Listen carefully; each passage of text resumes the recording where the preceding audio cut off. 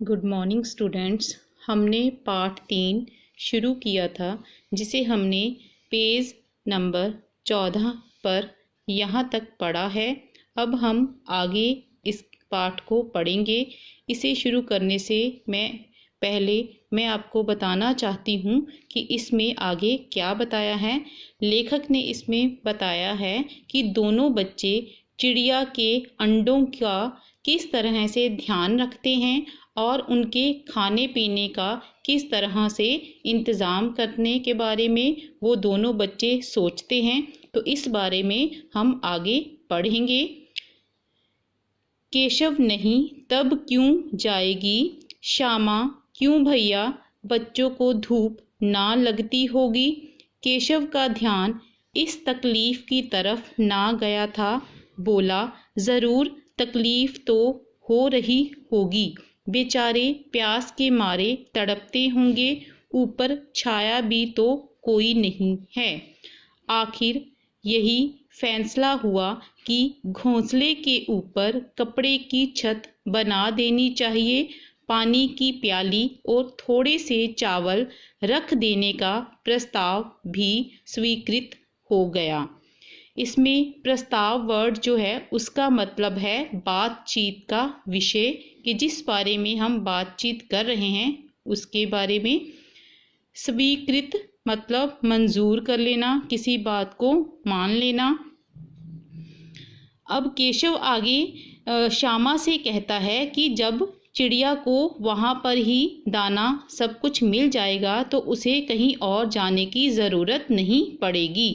तो श्यामा आगे अपने भैया से कहती है, क्यों भैया, तो फिर बच्चों को धूप भी लगती होगी। अब श्यामा के मन में ये सवाल भी पैदा होता है, क्योंकि वह छोटी थी तो इसलिए वो अपने भैया से ही सवाल करती थी और केशव उसका जवाब उसे दे देता था।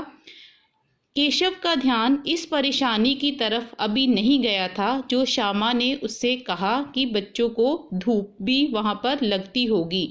तो जब केशव का ध्यान इस तरफ गया तो वो कहता है कि हाँ, ज़रूर इस तरह की परेशानी भी उन्हें होती होगी, बेचारे प्यास के मारे भी तड़पते होंगे, उन्हें प्यास भी लगती होगी, वहाँ ऊपर कोई छाया रखने के लिए भी कुछ भी नहीं है।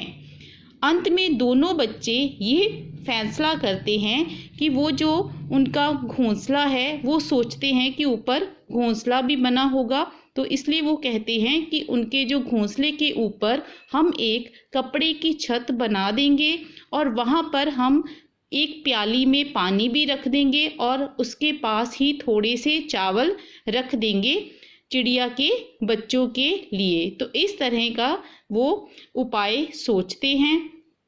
दोनों बच्चे बड़े चाव से काम करने लगे। चाव, रुचि। श्यामा माँ की आंख बचाकर मटके से चावल निकाल लाई।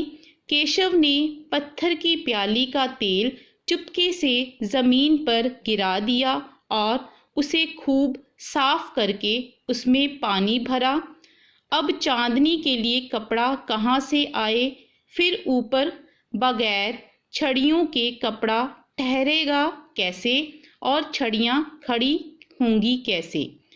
अब आगे दोनों बच्चे इस काम में लग जाते हैं कि चिड़िया के बच्चों के खाने पीने की और उनकी सुरक्षा की काम में वो दोनों बच्चे लग जाते हैं। ये सब वो सोचते भी हैं करने के लिए। तो श्यामा क्या करती है, अपनी माँ से आंख बचाकर मतलब चुपके से वो जाती है और मटके में से कुछ चावल निकाल कर ले आती है। केशव क्या करता है, वो जो उनके पास एक पत्थर की प्याली थी जिसमें तेल था उसे वो उसमें से निकाल देता है और उसे अच्छी तरह से साफ करके उसमें पानी भर देता है। अब वो आगे क्या सोचते हैं कि चांदनी के लिए, चांदनी मतलब रोशनी करने के लिए वहाँ पर कपड़ा रखने के लिए कहाँ से आए। फिर वो सोचते हैं कि बिना छड़ियों के वो जो कपड़ा है वो वहाँ पर कैसे ठहरेगा, जिससे वहाँ पूरी रोशनी भी आए और छाया भी रहे। तो छड़ियाँ जो हैं वो किस तरह से वहाँ पर खड़ी होंगी, इस तरह के प्रश्न भी दोनों के मन में आते हैं। केशव बड़ी देर तक इसी उधेड़-बुन में रहा। उधेड़-बुन समस्या का हल खोजना। आखिरकार उसने यह मुश्किल भी हल कर दी। श्यामा से बोला, जाकर कूड़ा फेंकने वाली टोकरी उठा लाओ, अम्मा जी को मत दिखाना। श्यामा, वह तो बीच से फटी हुई है, उसमें से धूप ना जाएगी।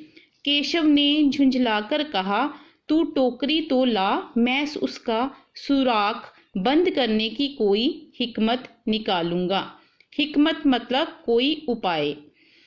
तो आगे केशव क्या कहता है कि वो केशव सोचता है, वो काफ़ी देर तक इस परेशानी का हल खोजने की कोशिश करता है। आखिर में उसके मन में इस परेशानी का भी हल निकल जाता है और फिर वो अपनी बहन से कहता है कि तुम जाओ और जो हमारे घर में कूड़ा फेंकने वाली टोकरी है उसे उठाकर लेकर आओ, लेकिन इसके बारे में माता जी को पता नहीं लगना चाहिए। तो श्यामा अब आगे से अपने भाई से कहती है कि भैया, वो जो टोकरी है वो तो बीच में से फटी हुई है, तो उसमें से धूप कैसे नहीं जाएगी।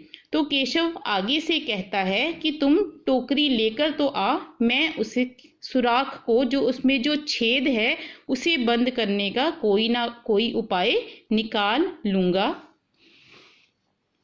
श्यामा दौड़कर टोकरी उठा लाई।